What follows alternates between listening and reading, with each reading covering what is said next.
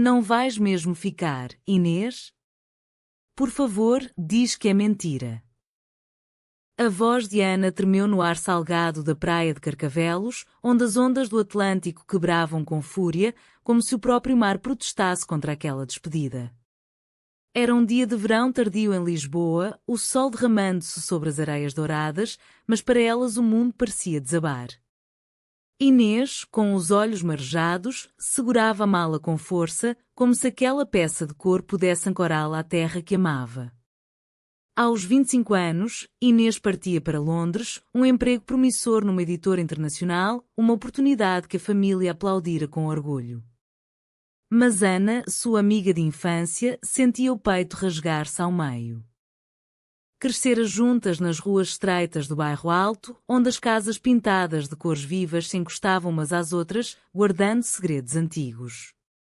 Ana e Inês, inseparáveis desde os tempos da escola primária em Lisboa, partilhavam tudo, as brincadeiras nos jardins do Príncipe Real, as tardes ouvindo fado nas casas escondidas da Alfama, onde a voz rouca de uma fadista cantava a saudade que já então lhes apertava o coração sem que soubessem nomear. Ana, com sua personalidade forte, sempre protegia Inês, a mais sonhadora, que devorava livros de Eça de Queiroz e sonhava com mundos além do Tejo. A família de Inês era tradicional, católica devota, com almoços dominicais prolongados à volta de bacalhau assado e conversas sobre casamento e netos. A de Ana, mais liberal, mas ainda assim enraizada nos valores portugueses de família unida, via na amizade delas algo puro, quase fraternal. Ninguém suspeitava do que crescia no silêncio dos olhares trocados, nas mãos que se tocavam demoradamente ao partilhar um pastel de nata quente na Belém. É só por uns anos, Ana. Vou voltar rica e famosa e aí compraremos uma casa no Algarve, com vista para o mar, disse Inês, tentando sorrir, mas a voz falhava. Ana aproximou-se, o vento bagunçando os cabelos castanhos de ambas. Por um instante, o tempo parou. Ana sentiu o impulso de abraçar com força, de confessar o que latejava no peito há anos, que aquela amizade se transformara em algo mais profundo, proibido pela sociedade que as cercava, mesmo numa Portugal moderna onde o amor entre mulheres era legal, mas ainda sussurrado nos cantos das famílias conservadoras. Mas não disse nada. Apenas abraçou-a, sentindo o calor do corpo de Inês contra o seu, o perfume de lavanda que ela usava desde adolescente. Promete que ligas todos os dias, murmurou Ana, a voz embargada. Inês assentiu, beijando-lhe a face demoradamente, um beijo que para Ana queimou como fogo. Depois, virou-se e caminhou para o táxi que a levaria ao aeroporto. Ana ficou ali, vendo o carro afastar-se, as ondas agora parecendo ecoar o vazio no seu peito. Lisboa, com seus elétricos rangendo nas colinas, os azulejos brilhando ao sol, parecia subitamente cinzenta. A saudade, essa palavra tão portuguesa, instalou-se como uma companheira eterna. Nos meses que se seguiram, as chamadas diárias tornaram-se semanais, depois esporádicas. Inês contava da vida em Londres, a chuva constante, os pubs cheios de risos, um novo círculo de amigos. Ana, permanecendo em Lisboa, trabalhava numa livraria no Chiado, rodeada de livros que falavam de amores impossíveis, como os de Camões ou Florbela Espanca. À noite, subia ao mirador da Senhora do Monte, olhando o Tejo iluminado, imaginando Inês ali ao seu lado. Um ano passou. Ana recebeu uma carta, sim, uma carta à moda antiga, com selo britânico. Inês escrevia sobre uma promoção, sobre como a cidade mudara. Mas entre linhas, Ana leu a melancolia. Sinto falta das nossas tardes no Jardim da Estrela, do cheiro ao mar de Cascais. Sinto falta. De ti? Ana respondeu imediatamente, as palavras fluindo como um rio, confessou o quanto a ausência doía, o quanto sonhava com o regresso. Mas não ousou dizer tudo. Ainda não. Então veio o anúncio. Inês voltaria para o Natal, uma visita curta antes de se instalar definitivamente em Londres. Ana preparou tudo, reservou mesa numa casa de fado na Moraria, comprou bilhetes para um passeio de barco no Tejo. O reencontro no aeroporto foi como um sonho. Inês mais elegante, com um casaco de lã inglesa, mas os olhos os mesmos, profundos e castanhos. Abraçaram-se longamente, alheias aos olhares dos outros passageiros. Estás linda, sussurrou Inês. Ana corou, sentindo o coração acelerar. Passaram dias intensos, passeios pela Lisboa Factory, conversas infinitas sobre livros e vida, risos partilhados. Mas algo mudara. Inês falava de um colega de trabalho, um homem chamado Miguel, que a convidara para jantar. É simpático, sabes? Talvez seja hora de tentar algo normal. As palavras atingiram Ana como uma facada. Normal. Como se o que sentiam não o fosse. Naquela noite, sozinha no seu apartamento no Bairro Alto, Ana chorou, ouvindo Amália Rodrigues cantar Estranha Forma de Vida. A saudade transformava-se em dor aguda. No dia seguinte, confrontou Inês no café à brasileira, onde intelectuais outrora debatiam o mundo. O que é normal para ti, Inês? Negar o que sentes por medo do que dirão a tua mãe, a família? Inês baixou os olhos, as mãos tremendo na chávena de café. Não é medo, Ana. É realidade. Em Portugal, as coisas mudaram, mas nas nossas famílias. E eu quero uma vida tranquila, filhos talvez. Ana sentiu o mundo girar. E eu? O que sou eu na tua vida tranquila? Silêncio. Depois, Inês, a minha melhor amiga. Sempre. Mas Ana viu a mentira nos olhos dela. Naquela noite, Inês partiu de novo, mais cedo do que planeado. Uma mensagem, desculpa. Preciso de tempo. Ana ficou destruída, vagueando pelas ruas de Lisboa como fantasma, a cidade que outrora as unira agora testemunha da separação. 2 anos se passaram como névoa sobre o Douro. Ana mudara-se para o Porto, buscando refúgio na cidade invicta, onde as pontes ligavam margens como promessas não cumpridas. Trabalhava numa galeria de arte na Ribeira, rodeada de pinturas que capturavam a luz dourada do rio, mas o seu coração permanecia preso a Lisboa, a Inês. Recebia notícias esporádicas. Inês casara com Miguel, um português expatriado, numa cerimónia simples em Londres. Fotos nas redes sociais mostravam-na sorridente, ao lado dele, numa vida que parecia perfeita. Ana evitava olhar, mas a dor persistia, como um fado que não acaba. No Porto, Ana tentava reconstruir-se. Fez amigas novas, saiu para as noites animadas da Rua Galeria de Paris, ouviu fado vadio nas caves escondidas. Encontrou consolo na poesia de Sofia de Mel Brainer, lendo versos sobre o mar e a liberdade. Mas à noite, sozinha no seu apartamento com vista para o Douro, a saudade voltava, implacável.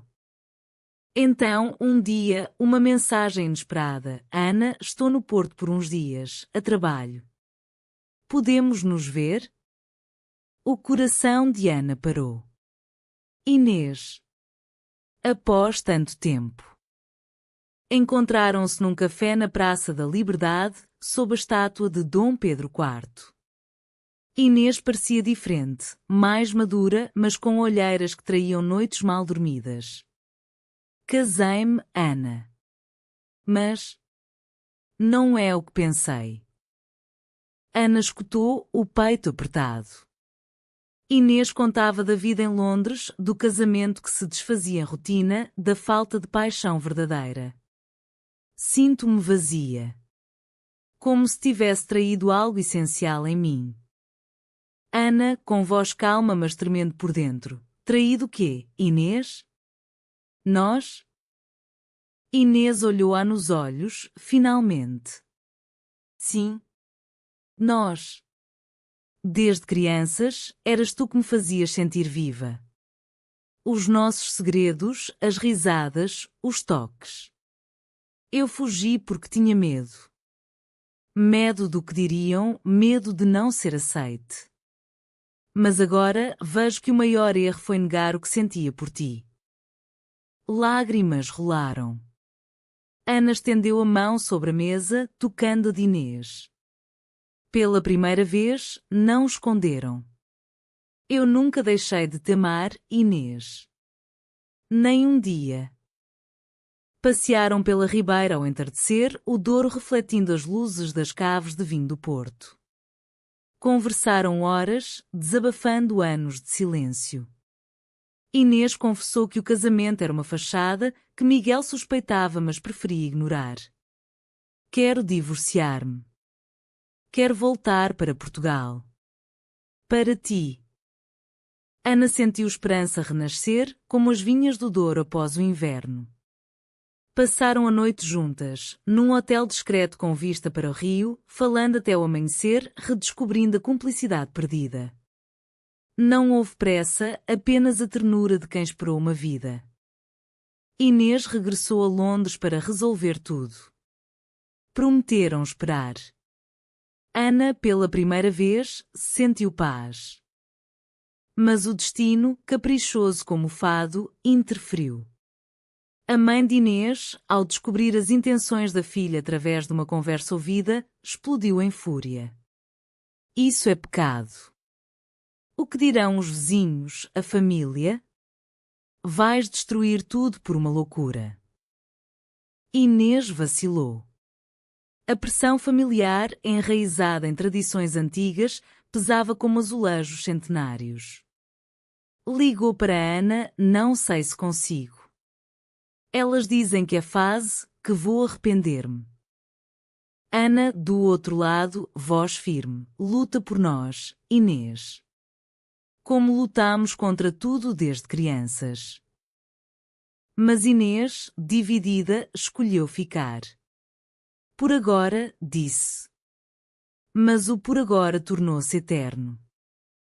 Ana sofreu em silêncio, mergulhando no trabalho, viajando sozinha pelo Minho, buscando consolo nas paisagens verdes.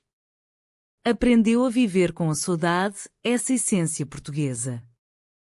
O alto da história chegou num verão escaldante, quando Inês apareceu inesperadamente à porta de Ana no Porto.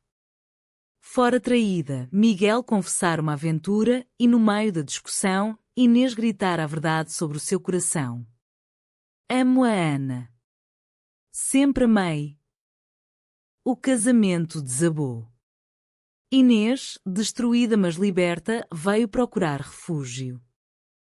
Ana abriu a porta, incrédula. Inês, com mala na mão, olhos vermelhos, perdi tudo. Mas ganhei a coragem de ser eu.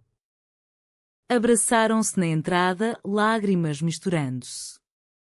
Naquele momento, o amor proibido tornava-se real. Passaram dias em êxtase, passeios de barco no Douro, jantares com vinho verde, noites de conversas profundas sobre o futuro. Inês alugou um apartamento próximo. Começaram uma vida juntas, discreta mas intensa. Iam a concertos de fado em Vila Nova de Gaia, onde as vozes cantavam amores perdidos e encontrados. Ana sentia finalmente completude. Mas a família de Inês não perdoou. Cartas duras, chamadas cortantes. É uma vergonha. Não voltes a casa enquanto estiveres com essa aberração. Inês sofreu, dividida entre o amor e as raízes. Ana apoiava-a, lembrando que o amor verdadeiro vale sacrifícios. Somos fortes, como as mulheres portuguesas de antigamente.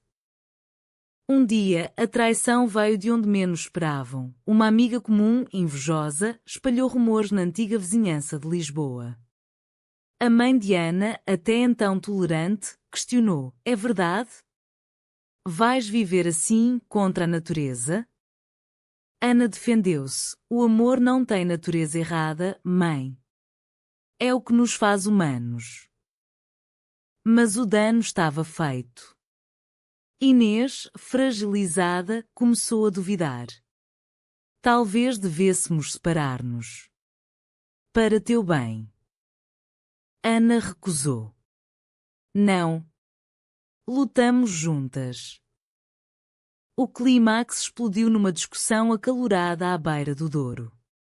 Inês, em pânico, não aguenta culpa, Ana. A família diz que vou para o inferno. Ana, lágrimas nos olhos, o inferno é viver sem ti. Inês partiu para Coimbra buscar clareza na cidade das estudantes, onde outrora sonhara com liberdade. Ana ficou, o coração partido de novo. Em Coimbra, Inês refugiu-se na Quinta das Lágrimas, o lugar lendário do amor trágico de Pedro e Inês de Castro. Passeando pelos jardins onde lágrimas foram derramadas séculos antes, sentiu o eco da sua própria dor. A história daquela Inês, assassinada por amor proibido, tocou-a profundamente. Escreveu cartas a Ana, longas e poéticas. Aqui, entre as fontes, entende que o amor vale sofrimento. Volta para mim. Ana, no Porto, lia-a chorando. Mas o orgulho impedia o regresso imediato. Meses de separação, cartas trocadas, cheias de saudade. Inês visitava a Biblioteca Joanina, lendo sobre amores impossíveis na literatura portuguesa. Finalmente, Inês voltou ao Porto. Não vivo mais sem ti. Reconciliaram-se com paixão renovada. Decidiram viver abertamente, enfrentando julgamentos. Mas a sociedade, mesmo progressiva, sussurrava. Amigas afastaram-se, famílias romperam. Inês perdeu o contacto com os pais. Ana apoiou-a em tudo. Juntas, viajaram ao Algarve, buscando paz nas praias de Lagos, onde as falésias dramáticas espelhavam a sua resiliência. A vida estabilizou. Moravam juntas no Porto, trabalhando, amando em liberdade. Inês encontrou emprego numa editora local, Ana prosperava na galeria. Mas o passado voltou, a mãe de Inês adoeceu gravemente. Do hospital em Lisboa, quer ver a minha filha antes de partir. Inês foi, sozinha primeiro. A mãe, debilitada, perdoa-me. Vi o quanto sofres.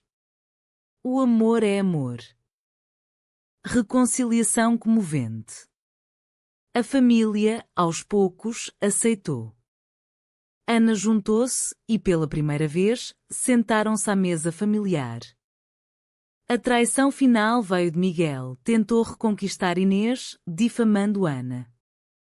Mas Inês escolheu firme, o meu coração é dela. Anos depois, Ana e Inês viviam em Lisboa novamente, numa casa com vista para o Tejo.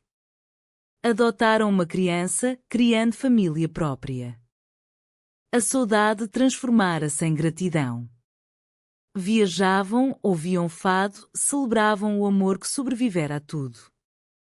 Numa noite na Alfama, ouvindo uma fadista cantar Povo que lavas no rio, abraçaram-se. Da amizade ao amor, valeu a pena, sussurrou Inês. Ana sorriu, sempre valeu. O amor, humano e profundo, triunfara. Em Portugal, terra de saudades, encontraram um feliz para sempre.